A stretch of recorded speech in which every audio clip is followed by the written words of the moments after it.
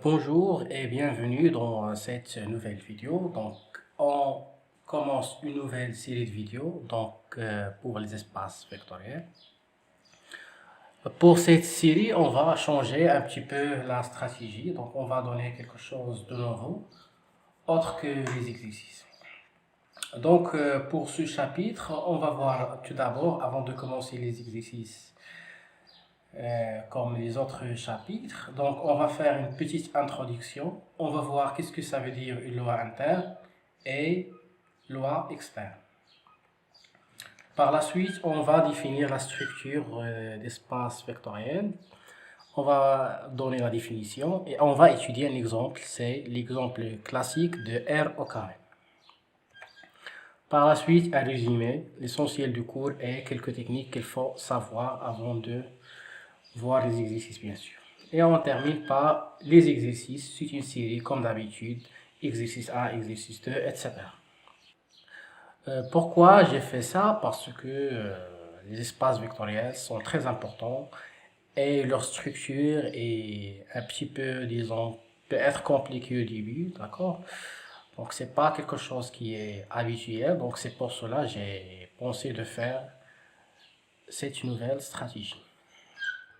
Donc on commence, comme j'ai dit, donc on commence par la loi interne. C'est quoi une loi interne? Donc en réalité, une loi interne ou bien une opération.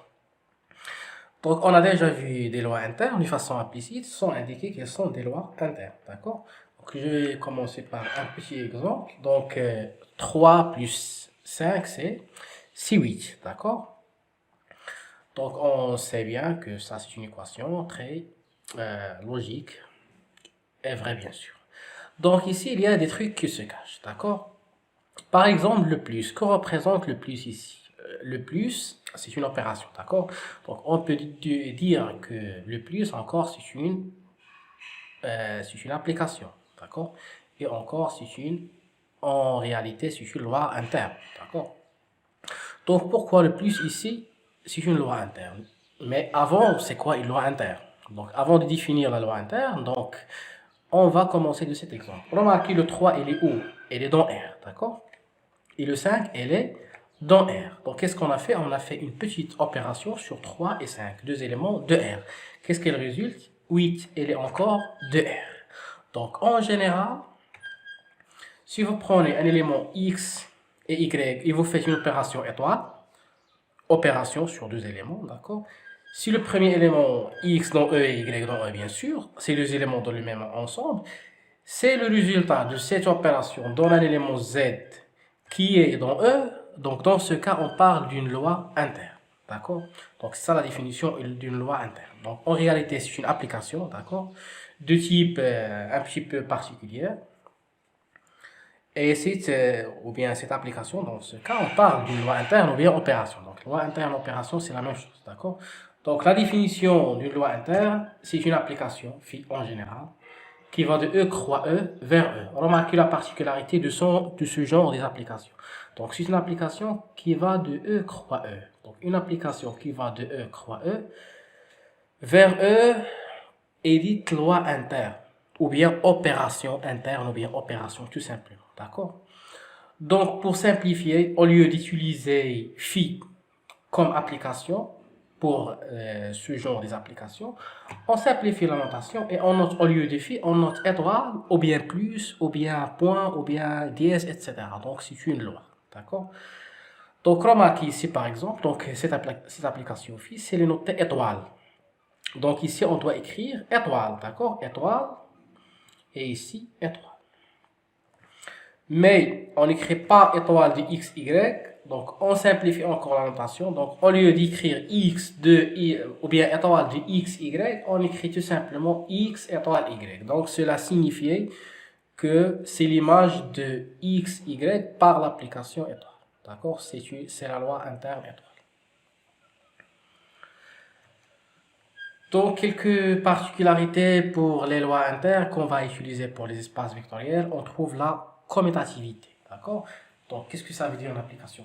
Qu'est-ce que ça veut dire une loi commutative? Donc, une loi commutative, lorsque lorsque x étoile y est égal à y étoile x, c'est-à-dire on peut permuter x, y sans aucun problème. Donc le résultat reste le même. Parfois, on peut pas permuter x, y. Il y a des exemples, donc je ne vais pas ici entrer dans les détails, donc c'est pour cela on définit les choses d'une manière générale. Donc la commutativité, donc c'est x étoile y, c'est y étoile x. Donc x, y commute, d'accord? Pour tout x, y. Donc lorsque x, y commute pour tout x, y dans E, on parle de la commutativité de étoile. On dit qu'il est commutatif. Une autre notion qu'il faut savoir, c'est l'élément neutre. Donc qu'est-ce que ça veut dire E, un élément neutre? Donc, lorsqu'on a cette propriété, c'est-à-dire x étoile E, si E étoile x, c'est x. Donc, c'est-à-dire que E ne agit pas sur x.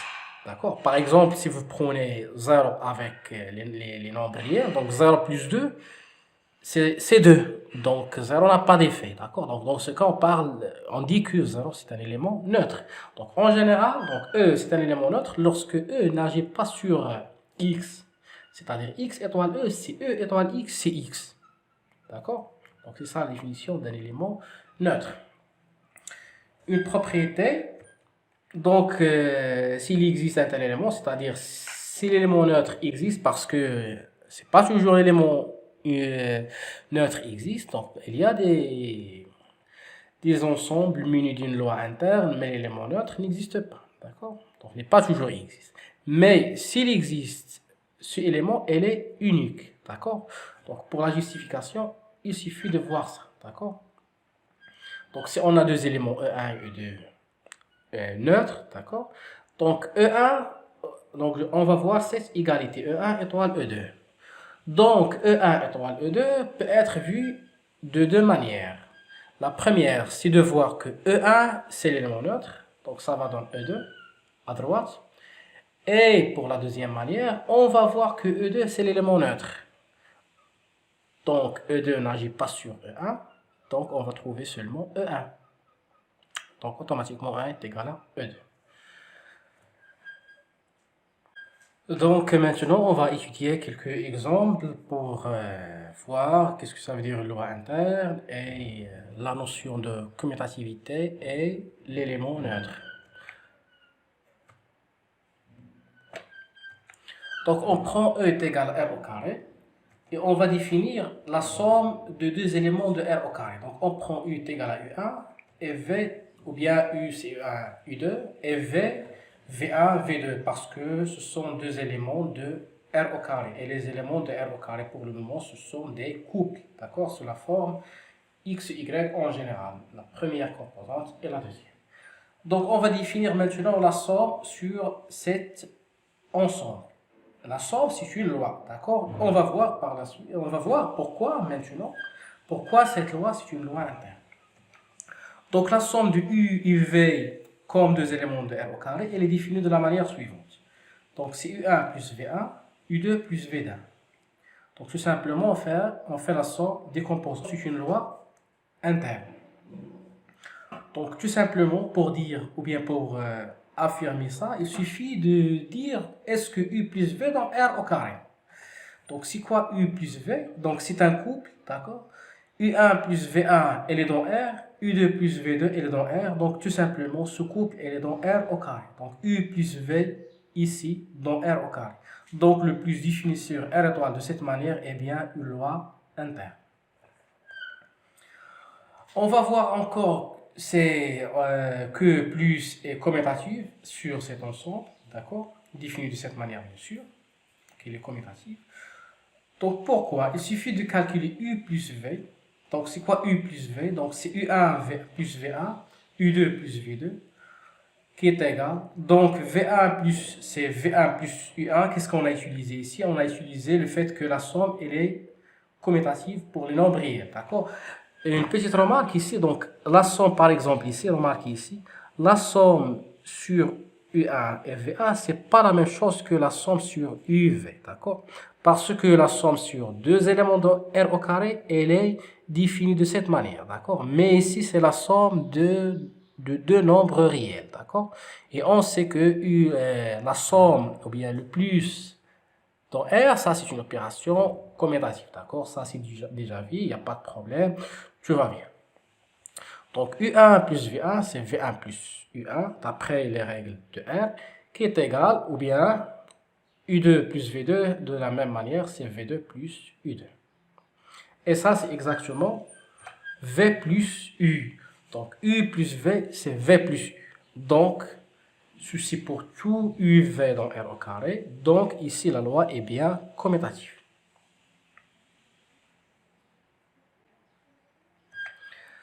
L'élément neutre, c'est 0, 0, d'accord?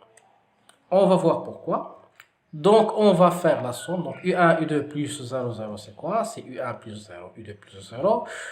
U1 plus 0, c'est U1. U2 plus 0, c'est U2. Donc, ça va dans U1, U2. D'accord?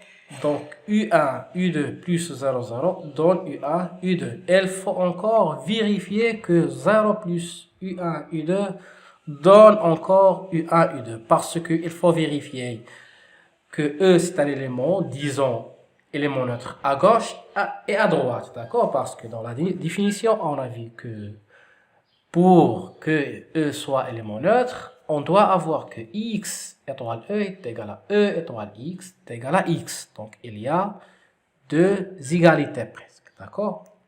Donc, on peut les résumer de cette manière. X étoile E, c'est X et E étoile X, c'est X. Donc, pour la vérification, ou bien en pratique, on fait comme ça. Comme j'ai fait ici, donc U1, U2 plus 0, 0, et par la suite 0, 0 plus U1, U2. On vérifie simplement que ça c'est aussi 0 plus U1, 0 plus U2, donc c'est U1, U2. Donc 0, 0 c'est un élément neutre dans R au carré. Maintenant, on prend un autre exemple, c'est Rn de x, l'ensemble des polynômes de degré inférieur est égal à 1. Donc cet ensemble, on va introduire une loi interne, c'est la loi plus encore. Donc, on prend tout d'abord deux polynômes P et Q, d'accord? Donc, P, un polynôme de Rn de x, donc c'est la somme de k est égal à 0 jusqu'à n de akx à la puissance k.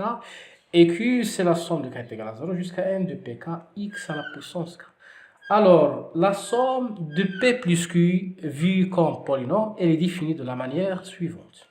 C'est la somme de k est égal à 0 jusqu'à n de la somme des coefficients ak, pk fois x à la puissance k. Est-ce que cette loi définie ici, est-ce que c'est une loi interne?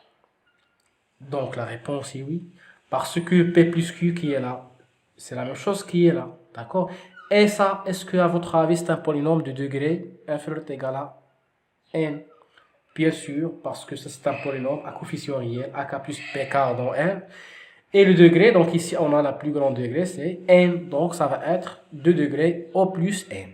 Donc ça c'est un polynôme de Rn de x, donc on peut dire que cette loi c'est une loi interne. On a encore que cette loi, elle est commutative. Donc ça vient du fait que la plus elle est commutative dans R. Donc vous pouvez faire la même démarche que l'exemple précédent pour montrer la commutativité de cette loi sur Rn de x. Et on a encore l'élément neutre, c'est le polynôme 0 tilde, c'est le polynôme nul. Donc le polynôme nul, c'est un élément neutre pour cette loi définie sur Rn de x. D'accord? Donc vous pouvez vérifier ça, je vais vous donner l'élément neutre, c'est ça l'élément neutre des polynômes. D'accord? Donc elle est notée encore 0 Rn de x, indice ici 0, indice Rn de x. D'accord? Mais par la suite, vous allez utiliser directement le 0. Il est clair que le 0, par exemple, des polynômes, c'est la somme de 0, x à la puissance k. D'accord? Donc, c'est ça l'élément neutre des polynômes. Donc, voilà, c'est tout ce que j'ai dans cette vidéo. Donc, pour la loi interne. Donc, pour la loi externe, donc, je vais faire une autre vidéo. On explique la loi externe, etc.